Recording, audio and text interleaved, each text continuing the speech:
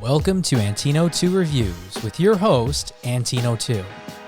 Before we start, don't forget to like and subscribe. Welcome back to my journey of discovering hits and misses in my record collection. Every week I'll be pulling out a random record in my collection and reviewing it. This week I will be reviewing the album Heartbreak City by The Cars. Heartbreak City is the fifth studio album by American rock band The Cars, released on March 13, 1984 by Elektra Records. The band produced the album with Robert Lane. This marks the band's first album not produced by longtime producer Roy Baker. It also represented a return to the success of the band's self-titled debut album, with critic Robert Christgau noting, "The glossy approach the Cars invented has made this the best year for pure pop in near 20 years, and it's only fair that they should return so confidently to form." Numerous tracks from the album received airplay on modern rock stations, with the singles Drive and You Might Think reaching top 10 of the Billboard Hot 100. Heartbeat City spawned 6 singles. Drive and You Might Think reached the top 10 of the Billboard Hot 100, peaking at numbers 3 and 7 respectively. A number of songs from the album gained significant radio and television exposure, notably Drive, You Might Think, and Magic, which all received heavy rotation on MTV. The title track served as the album's 6th and final single outside North America. The lead vocals on Drive were performed by bassist Benjamin Orr.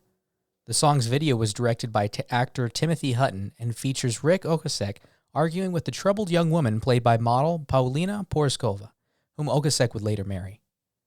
Hello Again had a video directed by Andy Warhol, who also appeared on screen. Despite not being released as a single, It's Not the Night reached number 31 on the Top Rock Tracks chart.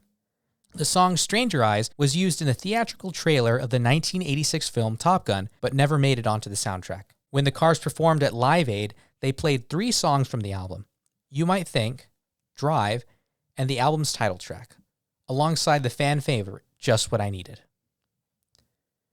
So what are my thoughts about this album? Well, I've heard people say before that 80s music, for them, growing up, wasn't real music because it wasn't created conventionally like 70s rock was. You weren't getting like a whole group of people together and playing acoustic instruments. Rather, it was very electronic, and some people felt like that was cheating. However, having parents who were in their prime of their youth in the 80s, I feel some connection to the music and films of that time period. I feel like it gives me some connection to what they experienced while living through the 80s.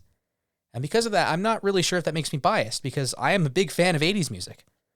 But overall, I like the up-tempo style they have, and when it gets slow, they really do it right. I mean, it's just something about the Cars. That song Drive is such a good breakup song. If you haven't heard it, which I would be surprised if you haven't, but if you haven't, I'm going to link it below.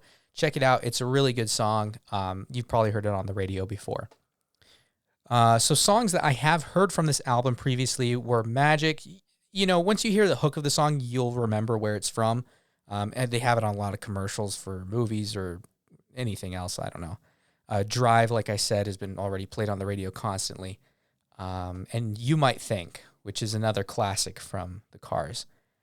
Songs that I had never heard of, though, were Looking for Love, It's Not the Night, Stranger Eyes, and Heartbeat City. So if you already previously liked those Cars songs, this will just add to your collection.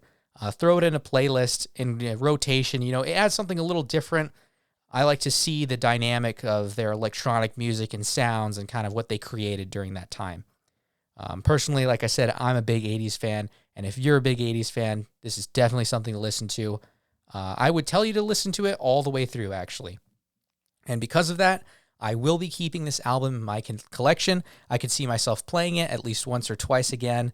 But I will still only give it a 3 out of 5 because I feel like my own biases are running over in this one. I do enjoy 80s music. If you're not a fan, don't waste your time. But if you are, it's still not the greatest album I've ever heard, but it is very good and very well done. So I'd give it a listen, and that is my 2 cents. This has been Antino2 Reviews with your host, Antino2. Thank you for joining me this week, and stay tuned next week as I dig into another record and we discuss a little history about it and also what my thoughts are. So I hope you enjoy this, and I will link below different songs that I have discussed. You have a great day. Thank you for joining Antino2 Reviews.